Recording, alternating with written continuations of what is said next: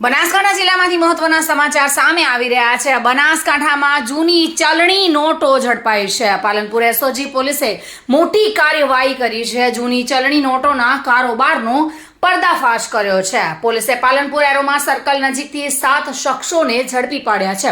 આ શખ્સોની પાસેથી ₹500 અને ₹1000ના દરની કુલ 19,77,500ની કિંમતની જૂની ચલણી નોટો જપ્ત કરવામાં આવી છે। પોલીસને બાતમી મળી હતી કે કેટલાક શખ્સો જૂની ચલણી નોટોની હેરાફેરી કરી રહ્યા છે। આ માહિતીના આધારે પોલીસે વોચ ગોઠવી હતી। જ્યારે આ શખ્સો એરોમા સર્કલ પરથી પસાર થઈ રહ્યા હતા ત્યારે પોલીસે તેમને પકડી પાડ્યા હતા। પોલીસે આ મામલે 7 આરોપીઓની અટકાયત કરી છે અને જૂની ચલણી નોટોના કારોબાર અંગે વધુ તપાસ શરૂ કરી છે। પોલીસ આ નોટો ક્યાંથી લાવવામાં આવી હતી અને કોને પહોંચાડવાની હતી તે દિશામાં તપાસ કરી રહી છે। Bureau report, today Gujarati news. આ સમાચાર આપને કેવા લાગ્યા? ટુડે ન્યૂઝને લાઈક, શેર અને સબસ્ક્રાઇબ કરો।